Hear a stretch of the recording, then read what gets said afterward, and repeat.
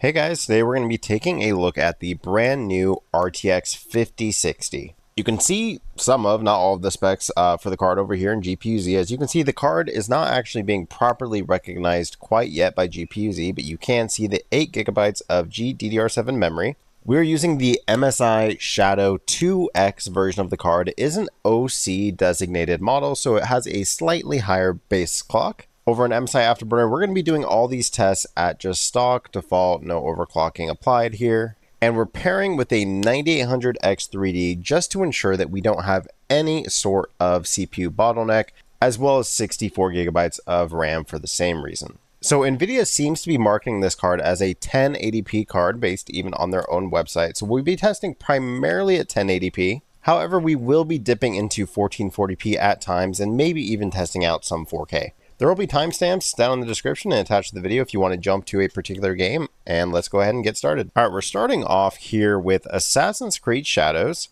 and we're playing at 1080p. There is no full screen option in this game, unfortunately, so we're windowed borderless mode, and we're on very high settings with our ray tracing up, and playing at native with anti-aliasing using DLAA. So these are pretty demanding settings, but you know, they are the settings that NVIDIA did use in their graph. They said very high settings at 1080p, so that's exactly what we're playing at. Of course, they also use DLSS, which we're not using quite yet, though we will use.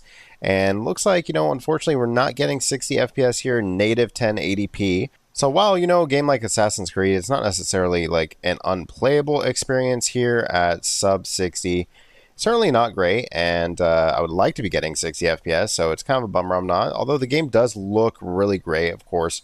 You know, at 1080p, depending on the size of your monitor, you could go for cheaper anti-aliasing, but with DLAA, it looks super sharp, and, you know, no upscaling applied whatsoever, so yeah, definitely a good-looking image, just not super happy with the FPS to begin with. So let's go ahead and we'll switch off of DLAA and just go to native TAA, so this is slightly less, you know, demanding anti-aliasing at the cost of a bit of like sharpness. It just looks like a bit of a softer image, and it's not really even giving us a massive performance increase. Of course, we are also by, you know, a lot of this water that does look really great with all the ray tracing and really nice reflections, but really not getting anywhere close to 60 here at 1080p, very high settings. We are fully utilizing the GPU at 99%, you know, and it's pulling pretty close to its total amount of power while staying relatively cool. So it doesn't seem, not that I really thought it would, but the two fans on our particular model doesn't really seem to be an issue quite yet. I think for the 5060 in general, you just want to be getting the cheapest version you can. And if it's a two fan model, I wouldn't really even take that into consideration. I think that so long as your case has decent airflow, it should be able to cool itself without any issue. So let's go in, and we could enable, you know, frame generation. However, frame generation at this low of an FPS doesn't feel great. So let's just go and apply quality upscaling here. And even with quality upscaling, we're getting higher for sure, you know, now getting closer to 50 and 50 at times, but still not quite that 60 FPS experience here, even with some of that quality DLSS. So let's go ahead and we'll try bumping it down one more to balance, which is kind of crazy that we're having to use so much upscaling for 1080p. And yeah, even here at balance, it's really not doing much, if anything, to improve our FPS. The image does certainly look softer here now with this DLSS. We can go ahead, you know, we could obviously inject a transformer model of DLSS into the game to get a cleaner looking image, but it wouldn't necessarily result in better performance. So the actual performance we're getting looks like it has maybe some other bottleneck that I was certainly afraid that we'd be running into, and that does seem to be our video memory. As you can see, it is sitting right underneath that 8GB, which is definitely a bit of a bummer, you know, especially considering, you know, it's so easy to just add, you know, 10 gigabytes. It's not even that much that we're off to be able to get a more playable experience here. Just a little bit of breathing room would really go a long way. You know, after benchmarking so many games, it really does seem to be right around 8 gigabytes is where a lot of games kind of like to sit at, regardless of resolution. And yeah, it can go up a bit here and there, you know, to 12, 13 gigabytes when you move up and bump up resolutions, but 8 gigabytes in 2025, in a lot of instances, and far too many instances for a brand new GPU, it's just not enough. So we are going to have to come down and input our DLSS all the way down to performance now. And even with performance DLSS, we are still well under 60 gigabytes. In fact, it doesn't really seem like it is improving it all that much, if any. And I had to go and enable this overlay here just because I was so shocked at this performance. I thought something must be wrong, but we are in fact scaling up from 540p here and still not getting 60 FPS. So honestly, pretty inexcusable. You know, our video memory does seem to be the issue here, but pretty inexcusable in my opinion for a new GPU to come out and even with upscaling at 1080p on very high settings, not getting 60 FPS. And not that I really want to enable frame generation because, you know, I'd like to have a higher base FPS before we start implementing frame generation. But, you know, because this is how NVIDIA wants you to play the game, we will go ahead and inject it. And this does now give us above 60 FPS, but with a ton of input latency. So unfortunately, it doesn't really seem like Assassin's Creed Shadows, if you have a 5060, it's just not really going to be a super great experience on very high settings whatsoever. Now, coming down to high settings and turning ray trace just to the, you know, diffuse hideout only option. So the cheapest form of ray tracing, aside from bumping this down to low, leaving that on medium, and now using balanced DLSS, so upscaling from 626p,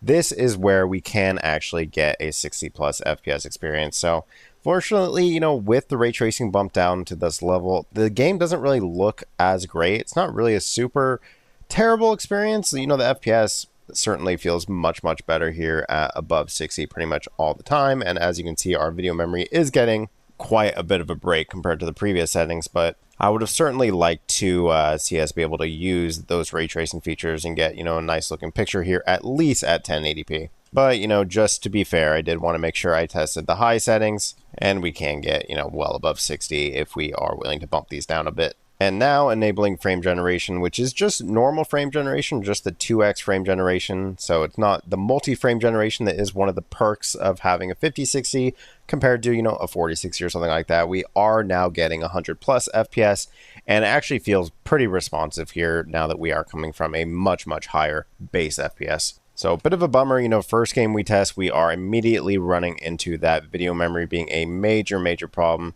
So we'll see how that kind of works as we move forward. All right, next up here, we have Counter-Strike 2. So going from, you know, a more demanding game to definitely a way less demanding game, playing at 1080p here, full screen, and using the high preset with 4x MSAA. There is no DLSS in the game, so no DLSS to save this particular title. And here at high settings, not super surprising, but we are getting, you know, a very strong experience, which is definitely reassuring, but nothing to really celebrate. You know, this is certainly a game that, you know, the fact that we are getting these high FPSs is pretty much equally in part due to the strong CPU as the GPU. But yeah, if you were playing a competitive title like this, you know, luckily we don't have DLSS to fall back on, so the fact that we can natively draw all these frames is certainly nice.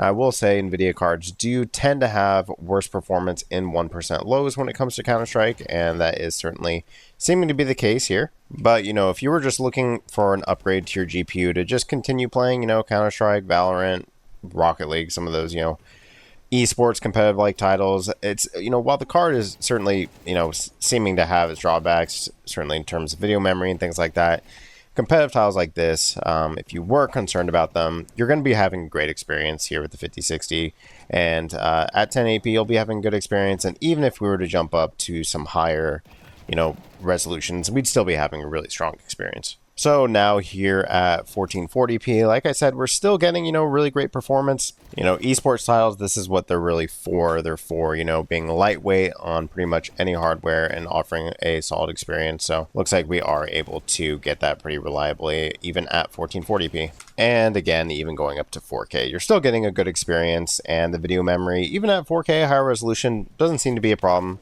So, you know, Counter-Strike, not an issue when it comes to the 5060. It'll definitely, you know, the issues with the GPU will definitely, you know, poke its head out in other instances. But in esports titles like this, you'll be having a good experience. You know, you're not really going to be hurting or wanting for much more. And of course, you know, we are also at high settings. Many people play games like this at much lower settings, but, you know, we are getting as much FPS as someone like me, someone who's terrible at the game, is okay with. I'm sure there are people who would want, you know, much higher FPS, but, you know, 160, 100 60 average right around there at 4K seems to be, you know, in my opinion, pretty adequate for this title. All right, next up here we have Cyberpunk. We're playing at native resolution using DLAA and on the Ultra preset. And this is really solid performance here. Of course, you know, Cyberpunk, it's funny because it's really gone through waves now since release. Of course, it's been, you know, going on 5 years now since release, and it's, you know, started off as a really poorly optimized game and really has turned into a really well optimized game.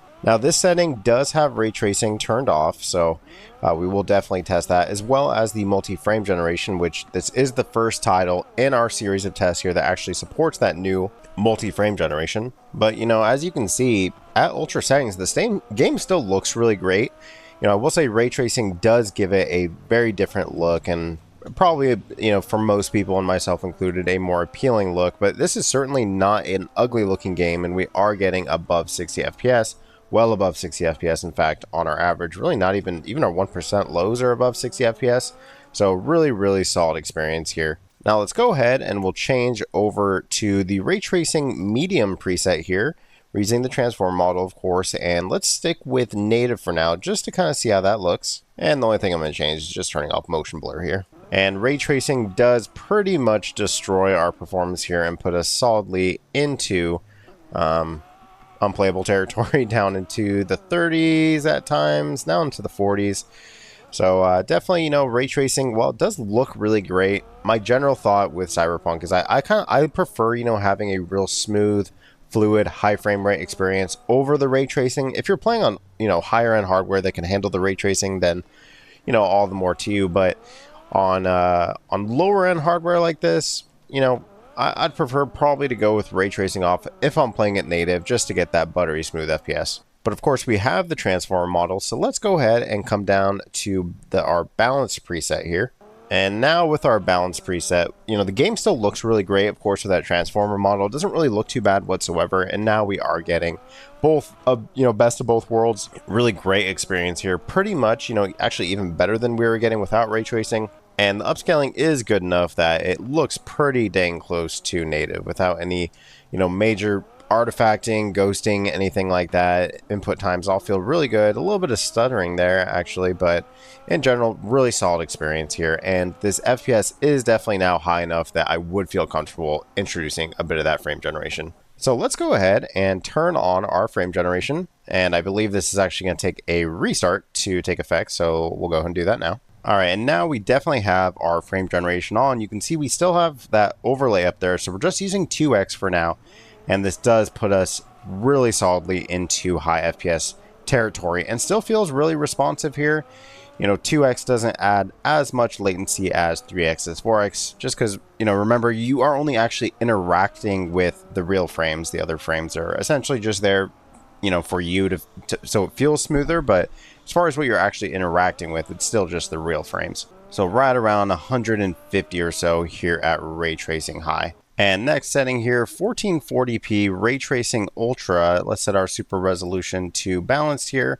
And our frame generation, let's bump this now up to 3x. And now with 3x, it definitely feels a little worse. And we do have that motion blur on again, which looks absolutely terrible in this game. But as you can see, you know, we are getting a high FPS. For a single player game, you know, the as far as the feel of kind of that frame generation, it's not a huge deal, but I'd probably prefer, if I were to use frame generation, to start with 2x and then kind of work my way up from there.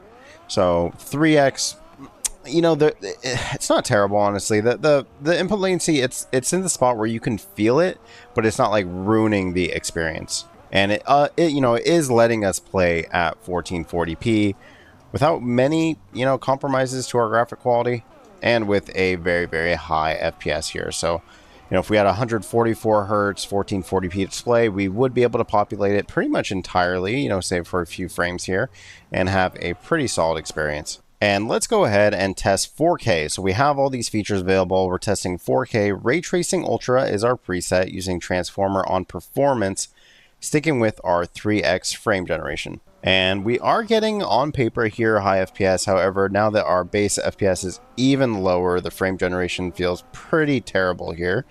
So definitely, if you're playing at 4K, you're going to have to make some compromises. However, I do think that this input latency is a step too far in my personal opinion. I wouldn't really prefer, playing at 4K at all like this. So let's try slightly less aggressive here, 2x, but we're going to use our upscaling as a method to hopefully get a more playable experience here. And now we're getting, still about the same FPS, but we are using a much lower base resolution, now upscaling from 720p, which is pretty crazy.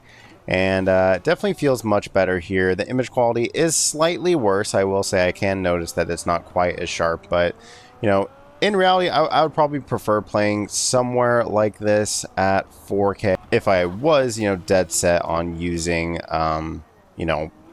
ray tracing, that is. And just for the fun of it, let's go ahead and go to our max setting here, Ray Tracing Overdrive. We're going to use our transformer model here, of course, at ultra performance. Frame generation, we'll just leave it 2x for now. Again, this is full path tracing. And the only thing we're adjusting here is just turning down our motion blur.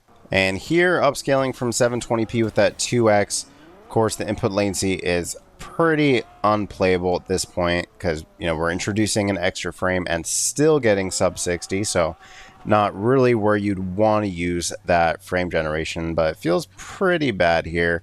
No, that's hard to kind of convey on a video, but you're just gonna have to take my word for it that I know the numbers look good and the image looks pretty solid, but the actual experience is pretty terrible. And again, just for fun, let's go ahead and crank it. So 4x ultra performance, using every trick that we have here to get a high FPS playing at max settings. And really same thing here. We are getting, really high FPS actually. And the image, honestly, for 720p, the fact that we are getting such a great looking image is probably the most impressive part. But the actual frames that we're getting, while they look good, there's not a ton of like super major or really any major weird visual effects going on. The input latency, especially for like a driving game, feels pretty terrible. Driving or an FPS game, both kind of like, types of games that you wouldn't really, in my opinion, want a ton of input latency, feels pretty terrible because we're only interacting with 1 out of every, I believe, 4 frames now.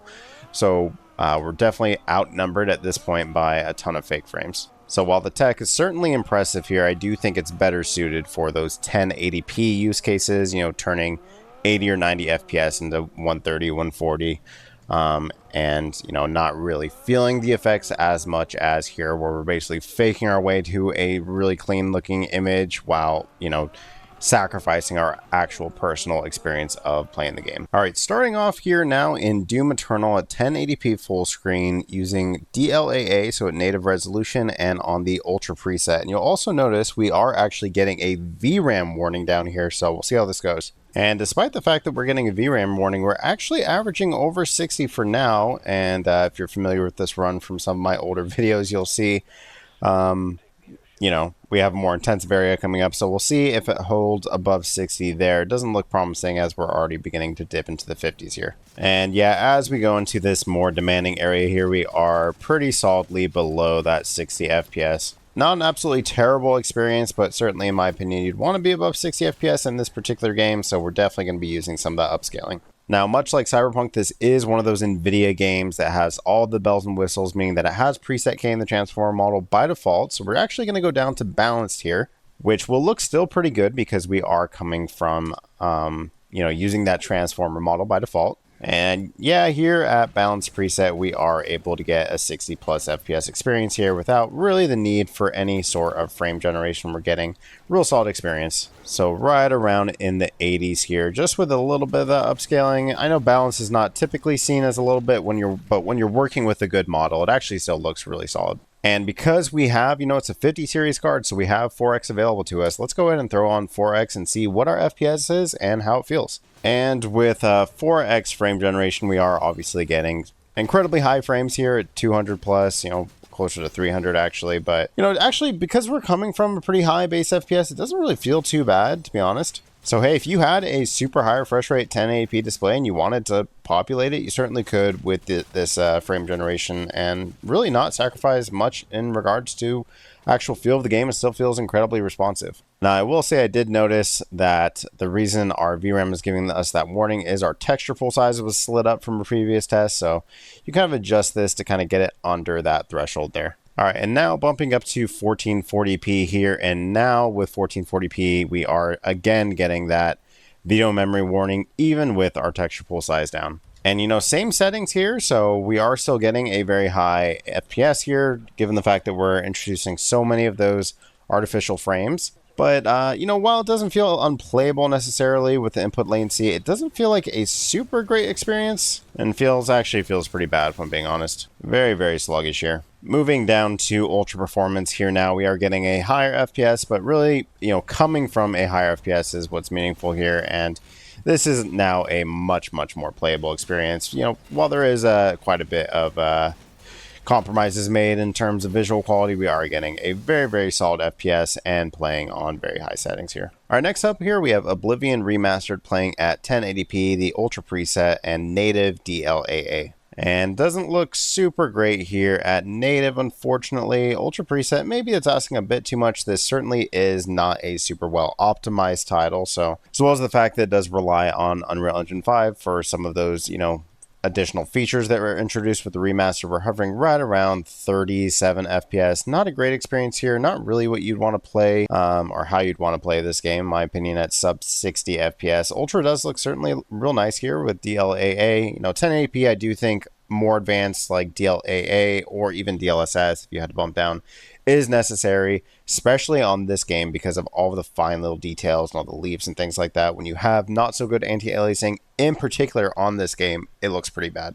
But 37 FPS, not really what we want. Moving over to the balanced preset, which is now using 627p as our base resolution, and that does now get us into that 60 plus FPS territory. Doesn't quite get rid of the stutters, those kind of seem to persist until you really reach like super high refresh rates on higher end GPUs. But this title really, it's hard to blame. Yeah, the GPU is not really super strong, but the title really is pretty poorly optimized across the board. So you kind of blame both parties in this particular instance. But hey, we can get real good looking visuals here at 1080p, and the upscaling, even though it is still using the CNN model for upscaling, it's not using transformer, it does still look pretty solid. And of course, we could come in and certainly inject that transformer model if we wanted to. So right around 80 on our average now in this particular area, in the 90s. And this game only really has, of course, the regular frame generation. So no multi-frame generation. So if we did just throw on 2x, now we are getting 150. And it does feel good, definitely makes the image look smoother, but doesn't, again, get rid of those stutters and things like that. There is still a stuttery mess regardless of if you introduce frame generation or not, but if you want a higher refresh rate stuttery mess in this game, you certainly can do that. And the frame generation, because we are coming from a high FPS as is, the input latency and things like that still feels really, pretty, not a huge deal as far as I'm concerned. All right, next we have Forza Horizon 5, which is obviously an older game, but just to kind of get a feeling on how it plays. Playing at 1080p and utilizing DLAA with sharpness set to 0.5, and frame generation will set to off. And for our graphics, we'll go with the Ultra preset here. And while this is definitely, an older title, it's still, very popular title and a game that I personally like a lot. And you are able to get super solid performance here with the 5060. It's a well-optimized game, so getting, around 180 is not super surprising here, but certainly goes to show that on PC that, you can have games that have really solid looking visuals and are actually not very demanding. So always love kind of hopping in, playing a game like this and just saying, on a new GPU, what kind of crazy performance we can get. And the fact that on a 5060, no less, we're able to get, into the 200s here, ultra settings on 1080p. And even like an open world type title like this, we are still getting good performance and our video memory is not really a major issue. So I do think, the lack of video memory is kind of both parties' faults. I do think that, I do think NVIDIA should be introducing more video memory, even on the lower end, at least 10 gigabytes. But I also do think that it's partly on the developers for just making games that are poorly optimized and just kind of hogs when it comes to video memory. And even, in the festival area here, still getting pretty high FPS down to the 140s, but definitely real solid experience here on Forza. All right, dropping in now on Fortnite at 1080p using DLSS quality, DirectX 12, and we're playing on the Epic preset. So kind of trying to go for a good balance between, good visuals without sacrificing too much in terms of performance. I imagine that there's going to be a ton of people playing Fortnite on 5060s in the coming years, just due to the fact that these 60 class cards tend to be in a lot of pre-builds, and of course Fortnite, all these years later even, is still a very popular title. And here with Nanite, of course, too, all these reflections and water effects and everything like that look absolutely amazing. I actually have not played with all of this Star Wars stuff going on. This is actually really cool. Oh, wow, that is super cool. Even the Death Star up there, wow. But yeah, you are getting, here, even just with quality upscaling, which, looks essentially native. I mean, it's still really sharp image at 1080p. And we are getting really consistently above 60 FPS. There definitely is a case to be made for playing at lower settings, given the fact that this is a competitive title, but in my opinion, this is competitive enough for someone like me, and you are, kind of striking a good balance of, while you're still getting really clean visuals, you're still getting above 60 FPS, and in my opinion, able to compete relatively well. You may not be winning any, FNCS tournaments on these settings. You certainly are going to be able to play, have a good experience, really great looking visuals, with the only real drawback being the fact that we are, of course, on Unreal Engine 5. So there are just those normal stutters that do happen every now and then. Maybe slightly more forgiving in a single player game like the Oblivion Remaster, but in a multiplayer game, pretty hard to really look beyond it. As we kill some stormtroopers, you can see we're hanging out right around in the 70s. Some of those stutters could be due to the fact that, as we're looking at our CPU usage, I believe we may still be loading in some of those shaders. So we'll play for a little bit here and see if our performance, and more specifically our frame time graph and the actual smoothness of the frames, improves at all. And even after, a few minutes of gameplay here, it does still seem like we are getting a pretty choppy experience with another big spike there. So yeah, unfortunately, I just think Unreal Engine 5, unfortunately, it's just not super well optimized. We see these kind of stutters in pretty much every Unreal Engine 5 game that I've tested, whether it's Marvel Rivals, the Oblivion Remaster, or Fortnite now. It seems to be a pretty common thing amongst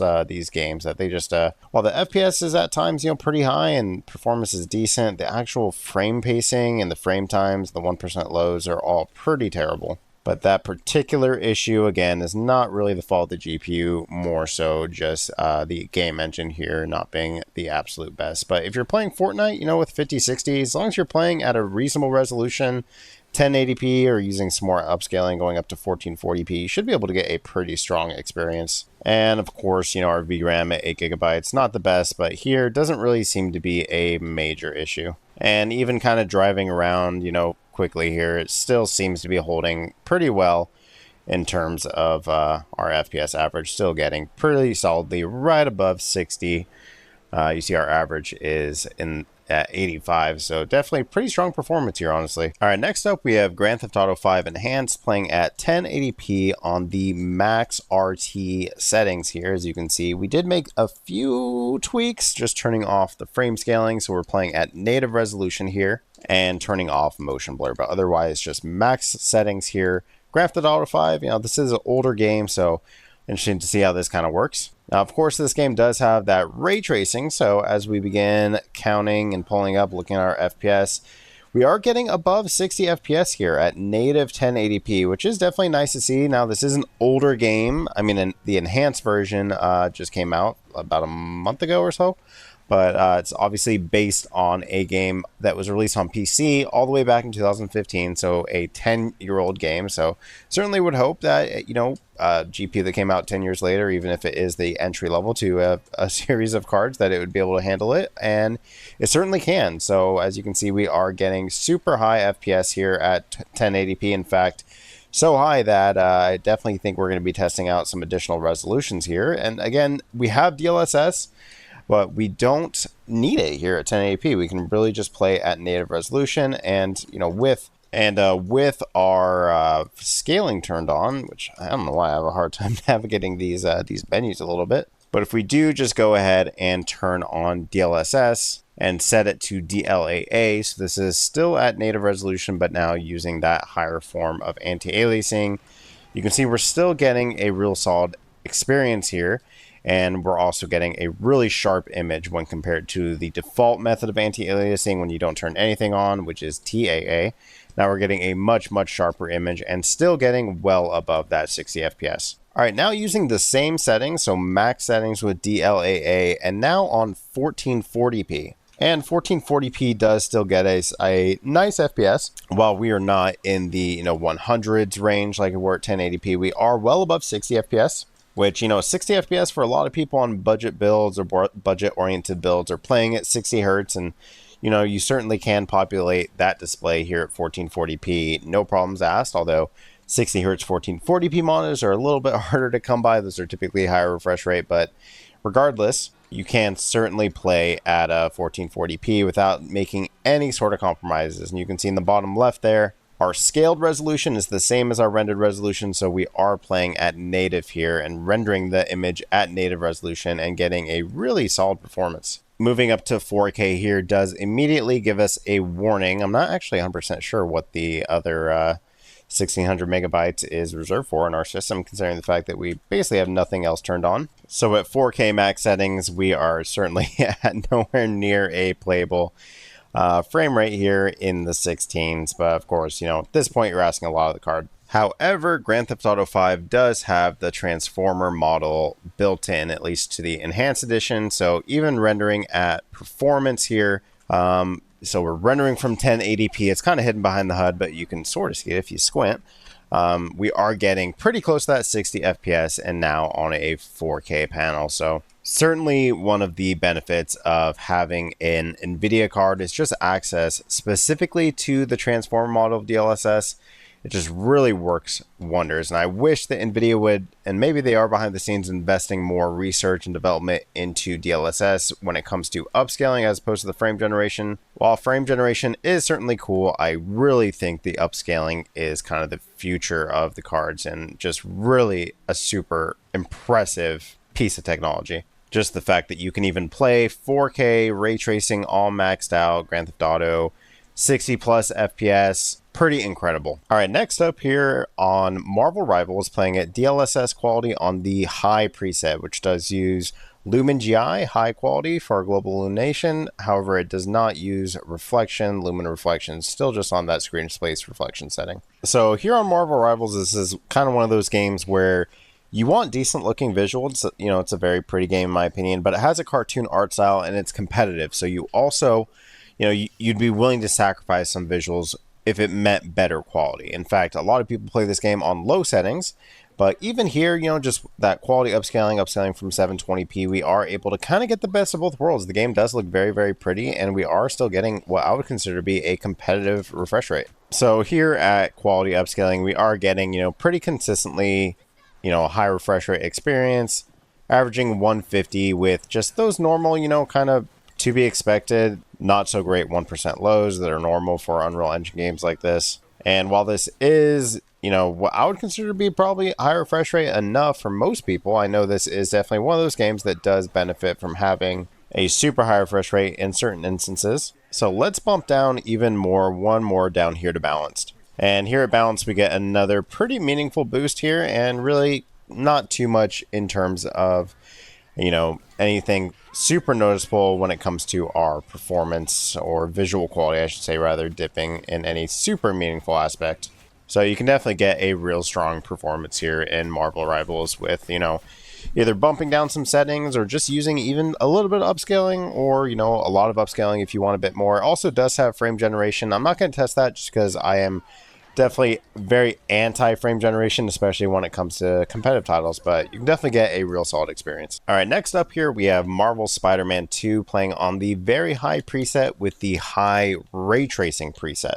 And we're playing on DLSS balanced. And as you can see, this uses 632p as our base resolution. Now, this particular game is kind of tricky to benchmark because there are pretty wild swings, no pun intended, when it comes to the frame rate and different performance and behavior that it can have. But in general, you can see we are keeping above 60 pretty much all the time, We are getting, bits of stutters and things like that, but no major, like, consistent dips, if that makes sense. This uses preset E, so it's not a transformer preset by default. However, this may actually be a game where I would recommend doing that. And by doing that, I just mean going in and manually changing the preset over to a transformer model of DLSS. But as you can see, when we're kind of swinging around here, we are getting right around in the 70 range. Pretty solid performance here. And these particular graphic settings look pretty great. Now, this is a game that I do think benefits from having very high refresh rates, in the like 120 plus range.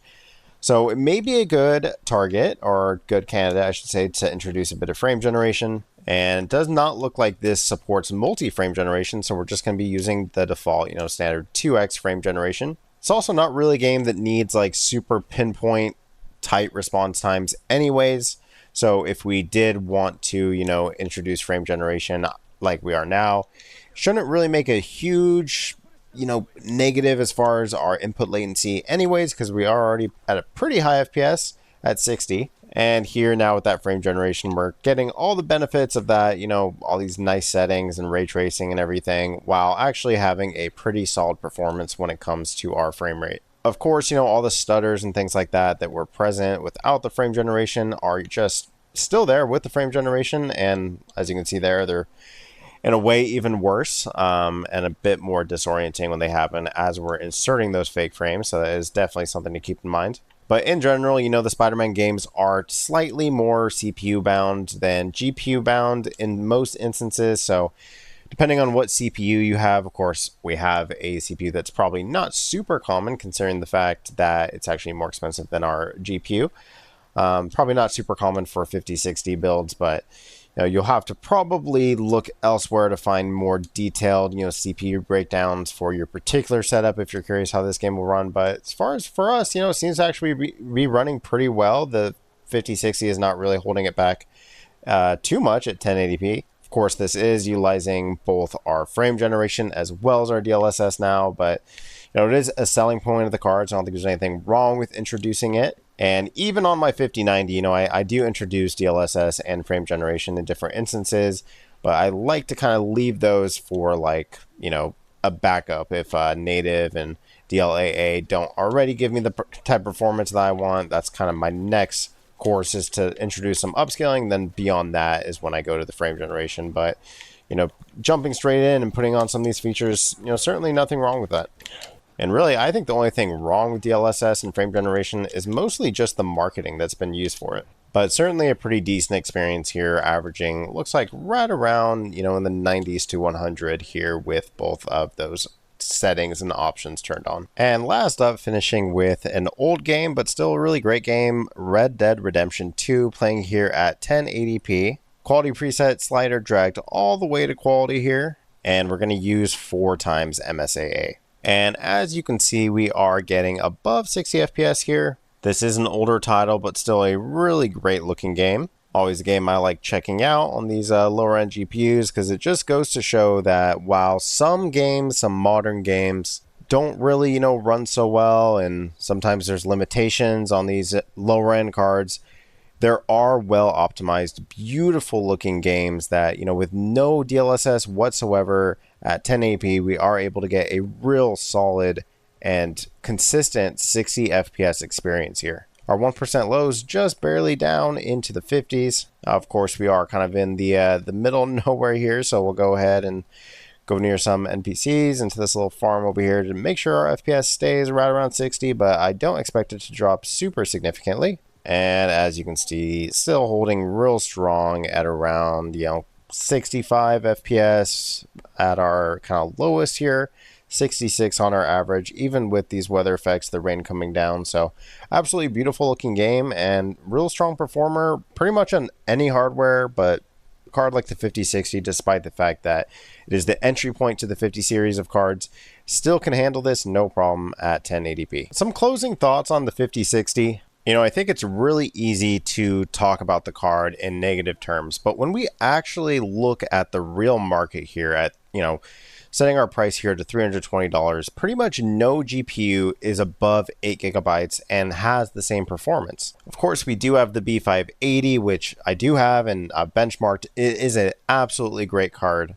but in many instances, the 5060 is still going to outperform, on top of the fact that it has DLSS and much more advanced upscaling. But when we just look at the best-selling GPUs here, we still have the 4060 8GB at $330. There's no good reason to get a 4060 at $330 when you can get a 5060 at $300. And the 3060, while it has 12GB, and that is, nice to have at times, I would still rather go for the 5060. And realistically, when we're talking about adding more video memory, we're really talking about at least doubling the price of the GPU. And even when we look at the used market, it's still not better. Here's a 4060 that sold for $310, another one that sold today for $325. So when we look at this, there's still not even a really good case to be made for saving a bit of money and buying used. It seems as though even if you're buying used, these 4060s are still over the MSRP of a 5060. And even when we talk about,